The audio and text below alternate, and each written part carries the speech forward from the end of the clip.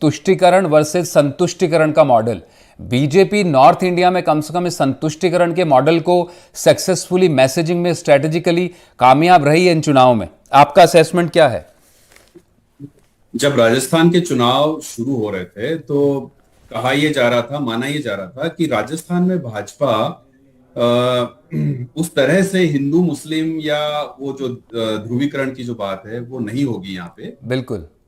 ऐसा बीच में एक फेज ऐसा आया था जब लगा कि इस पार्टी पे थोड़ी सी टैगिंग हो गई है नफरत वाली कि साहब ये इनके कर्नाटक चुनाव बयान के ऐसे बाद खास तौर पर जी। हाँ कि एक ऐसी टैगिंग हो गई है कि भाई हम्म। नफरत खाइयां पैदा की जा रही हैं। जी। तो एक बार बीच में ऐसा इनके कैंप से ऐसा आया था कि भाई राजस्थान में कम से कम, और राजस्थान के लिए कहा भी जाता है कि यहाँ पे कम्युनिटीज चलती है, कम्युनलिज्म कम चलता है। तो ये था कि राजस्थान में ऐसा नहीं होगा। और मुझे लगता है कि आधे प्रचार तक जो कैंपेनिंग जो हुई बीजेपी की, कांग्रेस की, आधी कैंपेनिंग तक ये नहीं हुआ, इस लेवल पे ध्रुवीकरण का काम नहीं हुआ।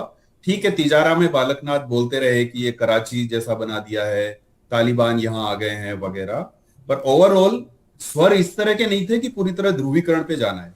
लेकिन आखिर के 4 दिनों में, जैसे नवीन नवीन जी कह रहे थे, आप कह रहे थे कि रोड शो हुए और उन सारे रोड शो में, सभाओं में बात की गई अलग अलग, इस तरह की कन्हैया का मुद्दा उठाया गया, तो भाजपा को अल्टीमेटली उस पर आना पड़ा। तो जैसा नवीन जी ने कहा कि भाजपा एक मिक्स, एक ब्लेंड लाता है कि वो विकास की भी बात करता है और साथ में फिर अपना जो कोर जो उसका है, या जो जिसको कह सकते हैं पक्की गारंटी है वोट आने की, ध्रुवीकरण करना, पोलराइजेशन करना, उन दोनों का एक मिक्स, एक अच्छा सा एक वो फ्यूजन लाते हैं और उससे काम बन जाता है। जी। कांग्रेस के लिए प्रॉब्लम यह है कि पिछले कुछ समय से वो तुष्टीकरण से बचे हुए हैं। मुझे तो ये लगता हम्म। है कि वो अपनी इस छवि से बचने की काफी कोशिश कर रहे हैं। और उनके कितने प्रत्याशी आपको ऐसे दिखेंगे जो मंदिरों में जा रहे हैं, भगवा पहन रहे हम्म। हैं, तिलक लगवा रहे हैं, जैसे कि वो कह रहे हैं कि साहब हम हैं, जी। हिंदुत्व की बात हम करते हैं। जी।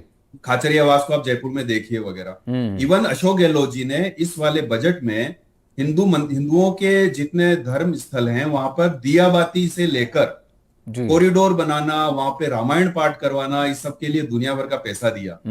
इवन उनकी तरफ से प्रेस नोट जारी हुए कि भाई हिंदुत्व की बात वो करती है बीजेपी, पर सबसे ज्यादा ध्यान हम रखते हैं वगैरह। हम्म। लेकिन कितना भी कर लें, आप पे जो 70 साल का एक बैगेज आप लेके चल रहे हैं, जो आपने जीवन भर तुष्टीकरण किया, और हम्म। जिसकी प्रतिक्रिया में ये ध्रुवीकरण का मामला तेजी से उठा, मतलब हिंदू आज अगर कट्टरता हिंदुओं में आई है थोड़ी बहुत जितनी भी, हम्म। वो एक प्रतिक्रिया है जो 70 साल में जो हुआ है उसकी।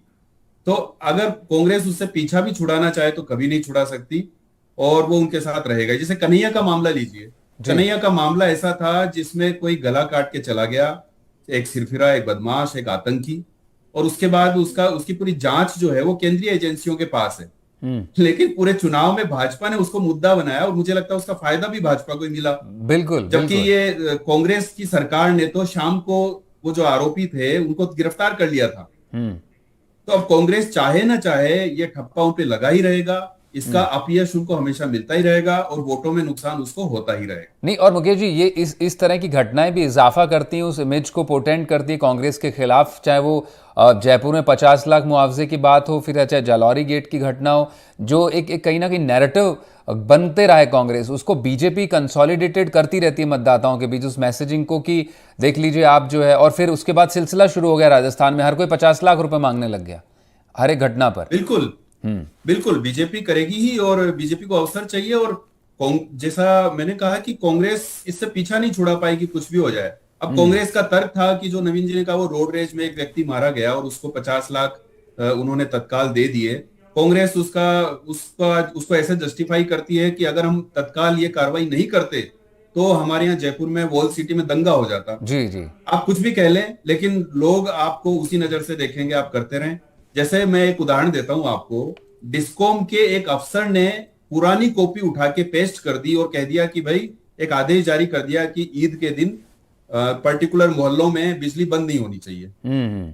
अब ये किसी मंत्री की तरफ से नहीं आया था, सरकार की तरफ से नहीं आया था, एक अफसर ने भी ये किसी सोच के तहत नहीं किया, पुरानी कोई कॉपी उठा के गलत तरीके से पेस्ट करके एक आदेश निकाल दिया।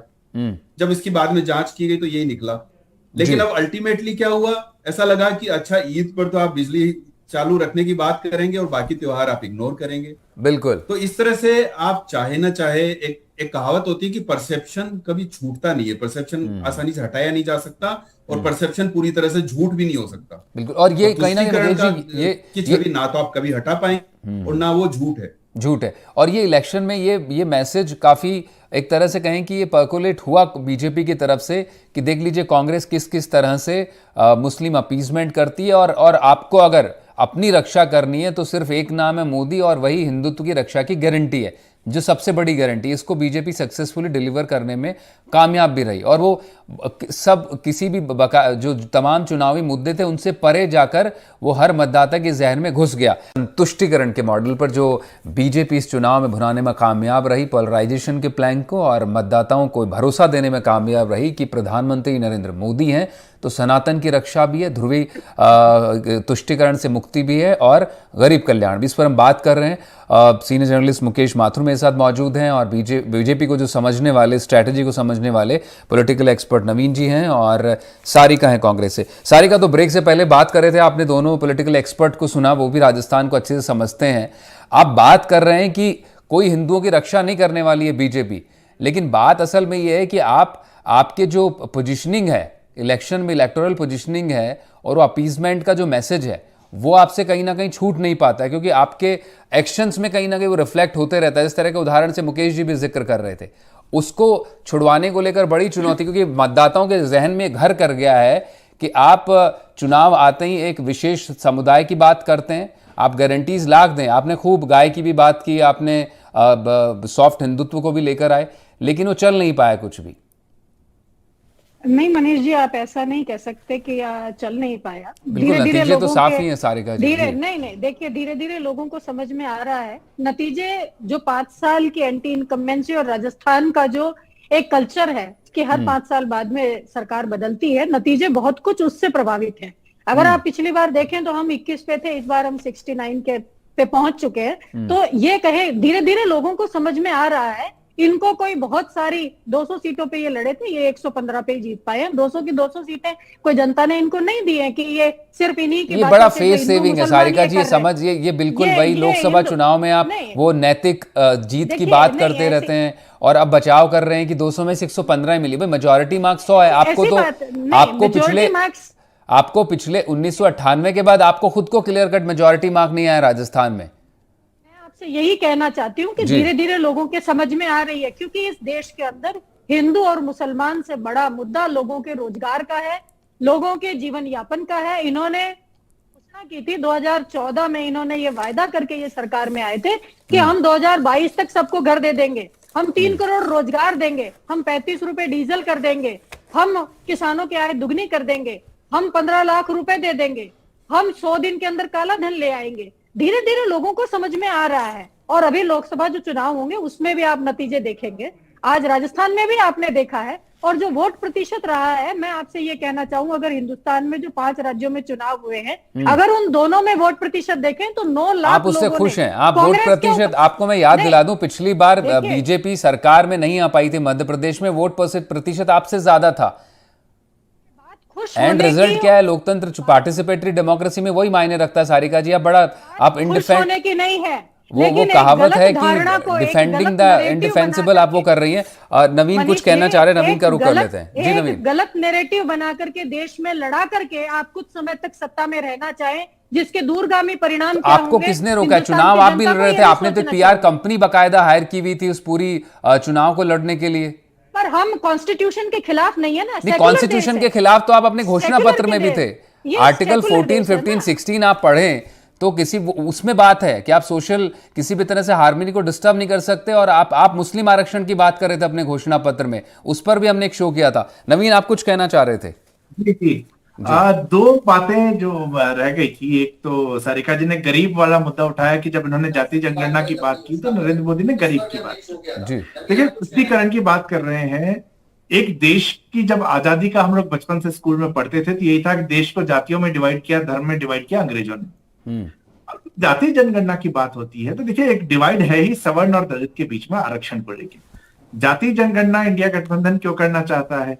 जाति जनगणना करने का उद्देश्य ये है, जो कहा जा रहा है कि जिसका जितना नंबर उसको उतना कुछ जो है हिस्सा मिलेगा, मोटा मोटा यही दिखता है। अब आप देखें बीजेपी की यूपी के अंदर क्या स्ट्रेटेजी रही थी। बीजेपी ने बड़ी जातियां जो ओबीसी या दलित में आती हैं उनको छोड़ा और छोटी छोटी जातियां जो आरक्षण के फायदे से या किसी भी सरकारी अन्य फायदों से वंचित रही थी उनको इकट्ठा किया, उनको इकट्ठा करके एक नेतृत्व दिया और जीती। तो नरेंद्र मोदी जब ये बात करते हैं गरीब की जी, तो वो इमीडिएट उस पॉइंट को काट देते हैं, क्योंकि जब संख्या की आप बात करेंगे तो जिनकी संख्या बड़ी है दलितों में आज भी, सबसे ज्यादा राजनीतिक ताकत उनके पास है, आर्थिक ताकत उनके पास है, तो लाभ भी वही उठा रहे हैं।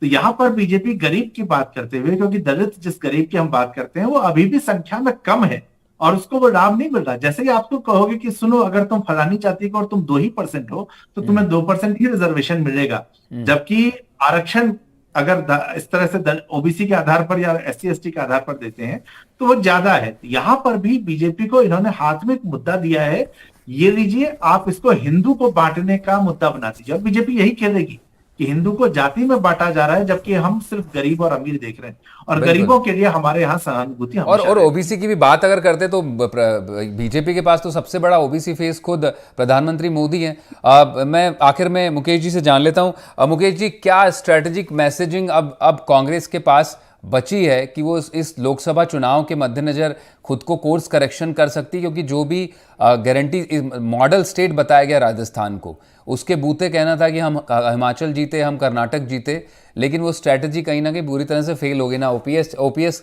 मतलब ठीक है, जो 70 सीटें कह सकते हैं उसमें कहीं ना कहीं जब डिकोड होगा, एनालिसिस होंगे तो फेस सेविंग करने में कामयाब रही इस तरह की योजनाओं के जरिए। लेकिन जो एक बड़ी जब मैसेजिंग की बात आती है तो उसमें बीजेपी अभी भी बारीकी से मैसेज देने में ज्यादा कामयाब है कांग्रेस के मुकाबले। तो कांग्रेस पिछले जब से मोदी आए हैं सरकार में और प्रधानमंत्री बने, जब से ही वो अपनी विचारधारा को फिर से एक तरह से कहें री एक्सप्लोर कर रहे हैं। उनको समझ में नहीं आ रहा है कि अब हमारा कोर क्या है, और कांग्रेस जब इसकी तलाश पूरी कर लेगी तब शायद कांग्रेस का नया जीवन शुरू होगा। भाजपा ने एक चीज पकड़ी कि हिंदुत्व और इमोशनल नेशनलिज्म, और उसको लेके वो आगे बढ़े और ये उनका काम एकदम सफल करते चले गए, होता चला गया। और मुझे लगा कि बीच में जब एक ठहराव आया था कि अब अति हो गई है, तो उन्हें लगा एक नेक्स्ट बिग थिंग क्या हो सकती है, तो वो लाए महिला। तो महिला आरक्षण जो तत्काल अभी संसद में मिलने नहीं वाला है, लेकिन वो उसको लेकर आए और उसको लेकर आगे बढ़े, और उससे उनको लगा ये शायद अगली बड़ी चीज हो सकती है। कांग्रेस शायद ऐसी थिंकिंग करती नहीं, ऐसा आत्मावलोकन करती नहीं कि हम अभी उस क्या बोले उसको नो मैंस लैंड पे खड़े हैं जहां हमें पता ही नहीं है कि हम आगे क्या चीज लेके जाएं। बिल्कुल। तो उसको ये तलाश करना है कि उसको अभी भी तुष्टीकरण के उस पर जाना है, उस पर सवार होकर आगे बढ़ पाएंगे नहीं, या उनको ध्रुवीकरण का कोई दूसरा रास्ता दिखता है, क्या जातीय जनगणना से ऐसा हो सकता है। पर एक जो चीज अभी फॉर्मूला जो चल रहा है, अगर फॉर्मूला पूछे चुनाव जीतने का, तो जो एमपी में हुआ कि उन्होंने लाडली योजना से महिलाओं को सारा अपने साथ जोड़ लिया जी। राजस्थान में भी बहुत सारी योजनाएं फ्री बीज सब दी गई, लेकिन कैश इन हैंड जो हाथ में जो पैसा आता है उसका फायदा वहां बीजेपी को मिला मध्य प्रदेश में। तो अगर चुनाव जीतने के हिसाब से सोचें तो ऐसा कोई आपको ट्रम्प कार्ड लाना पड़ेगा, और वो जो पूरा का पूरा जो नैरेटिव, विचारधारा और पूरा आक्रोश हिंदुस्तान कैसे आप सबको एड्रेस करें, उसका आपको अभी भी एक्सप्लोर करना पड़ेगा। बिल्कुल। और ये एक्सप्लोर करें उससे पहले बीजेपी के पास तो अगले साल 22 जनवरी को राम मंदिर उद्घाटन का एक मुद्दा है लोकसभा चुनाव के लिए। बहुत सोचना होगा कांग्रेस को। बहुत बहुत शुक्रिया मुकेश जी आपका, नवीन जी शुक्रिया, सारिका आप भी जुड़े, बहुत शुक्रिया।